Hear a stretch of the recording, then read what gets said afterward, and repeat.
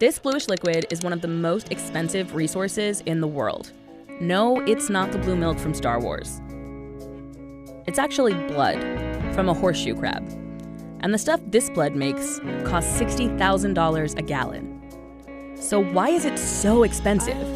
And who's buying horseshoe crab blood? The blue color comes from copper in the blood. But that's not its most interesting feature. The blood contains a special clotting agent. It's used to make a concoction called limulus amoebocyte lysate, or LAL. Before LAL, scientists had no easy way of knowing whether a vaccine or medical tool was contaminated with bacteria, like E. coli or Salmonella. Scientists would inject vaccines into huge numbers of rabbits and then basically wait for symptoms to show up. But when LAL was approved for use in 1970, it changed everything. Drop a minuscule amount of it onto a medical device or vaccine, and the LAL will encase any gram-negative bacteria in a jelly cocoon. While it can't kill the bacteria, the jelly seal is like a fire alarm, alerting us to the presence of what could become a potentially lethal infection and prevent it from spreading. Each year, the medical industry catches around 600,000 horseshoe crabs. The crabs are drained of 30% of their blood, and up to 30% of the crabs don't live through the process. The survivors are returned to the water, but no one really knows how well or if they recover. In 2016, the International Union for the Conservation of Nature bumped the American horseshoe crab up to vulnerable on its red list, one step below endangered. And the US population could keep falling by as much as 30% over the next 40 years. LAL labs claim that the returned crabs eventually recover, but new evidence suggests that's not always the case.